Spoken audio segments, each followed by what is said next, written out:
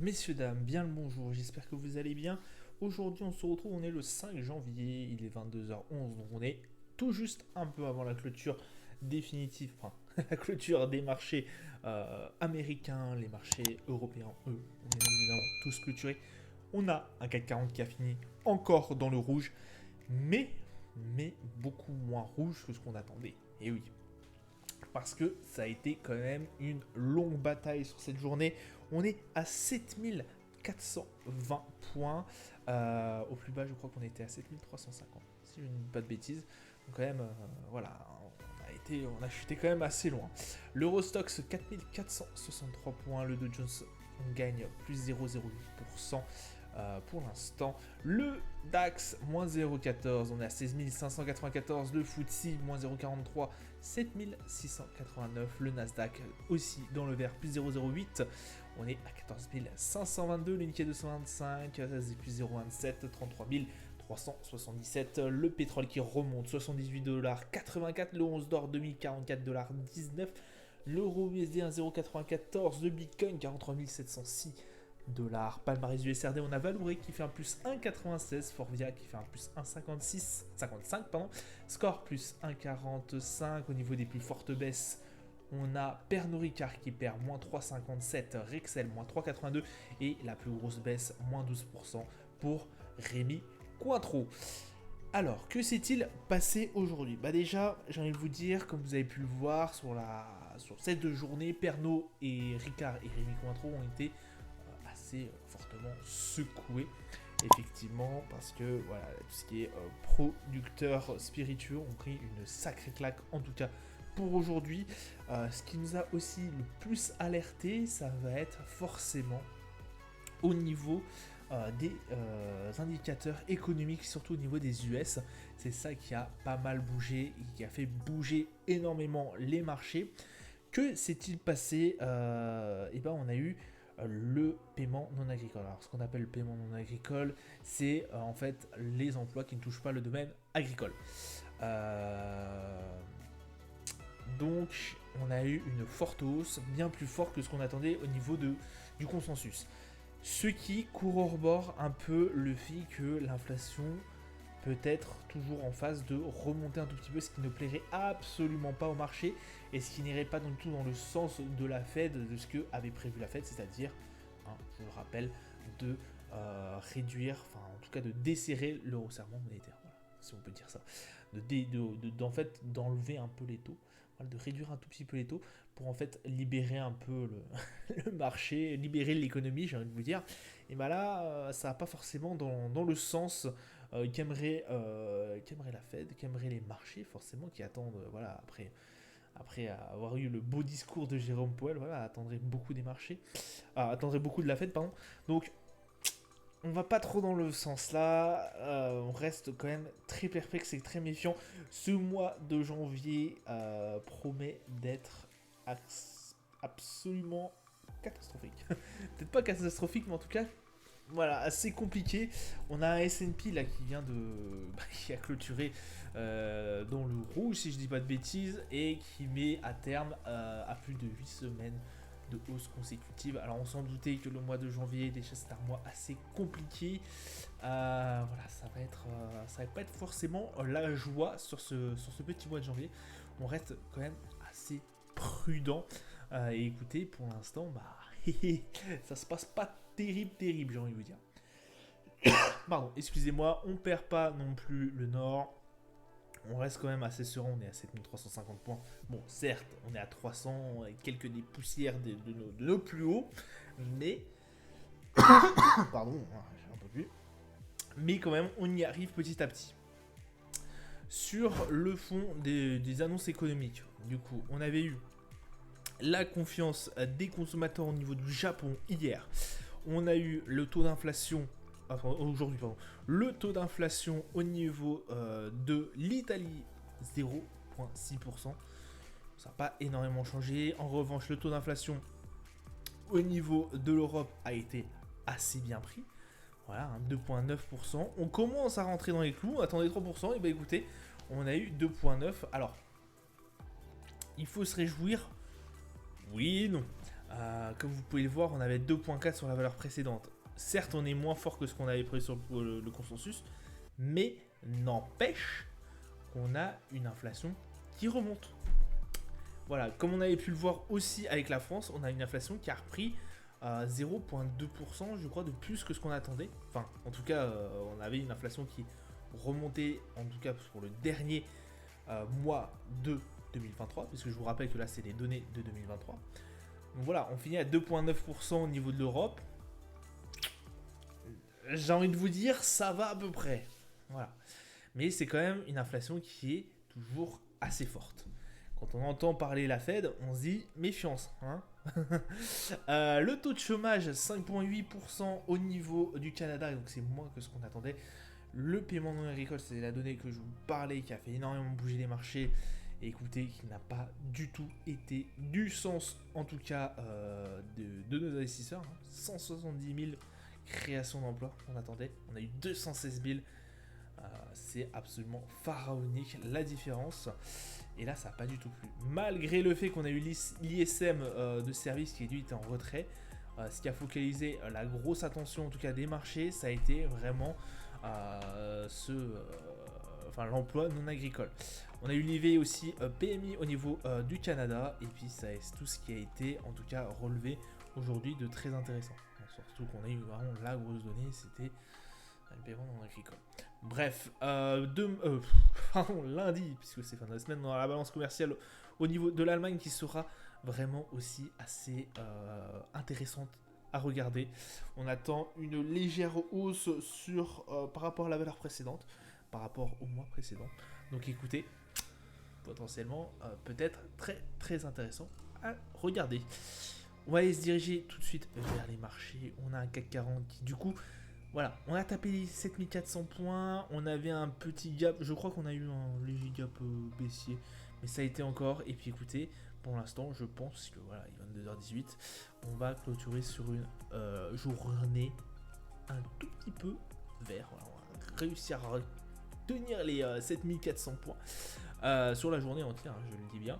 On va attendre le gap de ce week-end qui peut être plus ou moins aussi. Alors je pense qu'on va quand même réussir à sauver nos 7400 de toute façon, malgré le gap. On a touché, comme vous avez pu le voir, hein, voilà, 7350 points, ça a fait mal. Hein. Ça a fait mal de redescendre au niveau des 7300. Bon, après, j'ai envie de vous dire, voilà, on peut les remonter sur les 7006 prochainement. On perd pas espoir, je ne perds pas espoir, malgré le fait que on a le RSI qui est redescendu en dessous de la zone des 50. On est à 46 au niveau du RSI. Ça fait un peu mal. Le MACD en tendance haussière toujours, mais qui s'affaisse énormément. On verra bien évidemment prochainement. Le Brent. Alors le Brent, je pensais qu'effectivement on aurait une descente un peu plus prononcée que ça. Bon, voilà, on l'a pris à 76. Le trade a été pris à 76. Bon, après cette magnifique hausse dans la concurrence, bon bah non, bah, hélas, on n'a pas pris la bonne tangente. Bon, j'ai envie de vous dire, j'étais pas sur les marchés au moment où effectivement il était en dessous, on était en environ des 74 $. Avec pour quelques pips de plus, je m'en bouffe un peu les doigts de ne pas avoir pris le trade. Mais bon, qu'est-ce que vous voulez que je vous dise? C'est fait, c'est fait. De toute façon, je ne suis que très rarement derrière les écrans, surtout sur ce compte, pour passer le trade si très bien. Mais en tout cas, 78,89 $, je trouve que c'est pas non plus si déconnant que ça. Je pense que j'attendrai vraiment qu'il redescende. Il pourrait descendre assez vite. On reste toujours très très regardant sur ce Brent parce que voilà, moi j'ai une position en tout cas dessus. On est à 50 au niveau du RSI, donc on cherche un peu de tendance. Il y a moyen que voilà, pendant peut-être une séance ou deux, ça redescende et puis qu'on puisse toucher ce niveau des 74 $ et quelques, et que le trade passe. Voilà. Après, pour l'instant, on est en phase de range, on est toujours entre les 80 et les 72, grosso modo. Voilà, après, il y a juste un peu à patienter. Pour l'instant, rien de très alarmant, en tout cas, sur ce trade-là. On reste toujours à l'affût. Mais pour l'instant, je vous dis, malgré qu'on soit en négatif, en tout cas sur cette, sur cette action, enfin sur cette action entre parenthèses, sur cette j'ai du mal, hein, je suis désolé, c'est fin de la semaine. Sur cette opération, voilà, vous avez compris.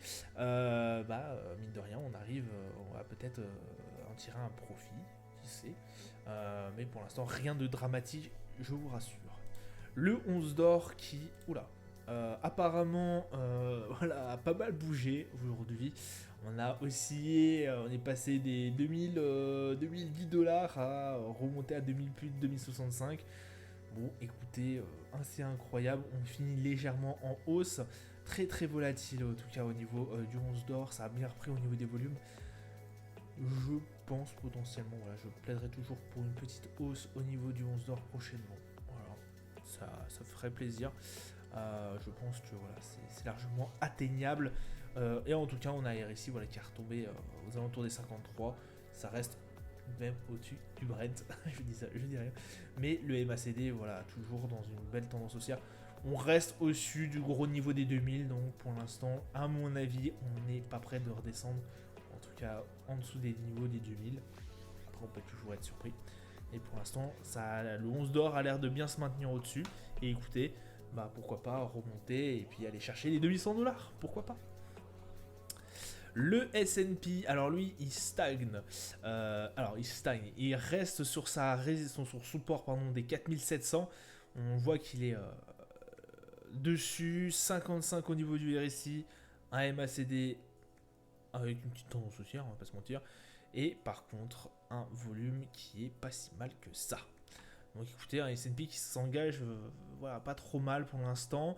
Et là, ça sera une semaine baissière pour cette semaine pour le S&P.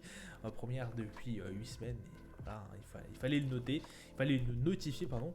Parce que ça faisait 8 semaines de hausse d'affilée qu'on avait un S&P qui n'arrêtait pas de monter. Donc écoutez, là, ça sera la fin en tout cas de ce magnifique run. Alors peut-être pas, mais en tout cas, ça sera la fin des 8 tours, on va dire. Le Nasdaq, on avait pris position sur le support des 16 517. Là, par contre, c'est peut-être un peu plus compliqué. Pourquoi j'avais pris position? Parce qu'on avait eu Apple qui avait énormément chuté. Je m'étais dit que le Nasdaq, par rapport à certains indices, n'avait pas tant que ça remonté, n'avait pas tant que ça monté.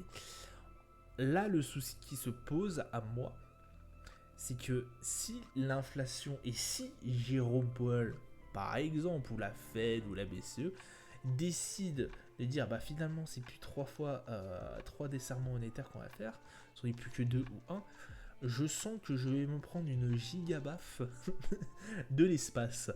Mais pour l'instant, j'ai envie de vous dire, ça va, oui, d'accord, on est en perte. Encore sur le Nasdaq, parce qu'aujourd'hui, donc le mois de janvier s'annonce assez compliqué, assez frugal. Mais en tout cas, voilà, pour l'instant, restons tranquilles, analysons ça posément. C'est vrai qu'on a eu des séances baissières qui ont été quand même assez rudes, parce que voilà, ça fait 2 séances qui me mettent bien dans le rouge. Là, j'avais pensé qu'effectivement, avec 3 séances d'affilée, on aurait pu s'en sortir. Là, on est reparti pour aller choper les 15 851. Bon, après, je me rassure, voilà, ça peut très très vite repartir, malgré le fait qu'on a quand même un RSI à 47. Bon, j'essaye un peu de temporiser, de me rassurer. On verra ça la semaine prochaine. J'espère qu'en tout cas, on remontera assez vite. Le Dow Jones, écoutez, le Dow Jones, malgré le fait qu'on a pratiquement nos 2 autres indices qui sont dans le rouge, lui se maintient. Alors écoutez, 37 460, voilà, ça roule. Pour l'instant, ça va plutôt pas mal pour le Dow Jones. C'est le seul qui a un très très bon RSI, ou en tout cas qui se maintient bien au-dessus de la moyenne du 50. On est à 66, rendez-vous compte, on est très très proche toujours de la zone du surachat. Écoutez, c'est pour l'instant, pour le Dow Jones, en tout cas, ça se passe plutôt très très bien. Et on a MACD, voilà, toujours qui encore rebord une belle hausse et du volume. De rien, on a un plus fort volume qu'hier déjà, hier qui n'était pas si mal que ça. Bon, malgré le fait qu'on va finir sûrement en très très légère baisse, ça reste tout de même assez bon dans l'ensemble. 37 461. Bon, écoutez, voilà, c'est pas non plus déconnant.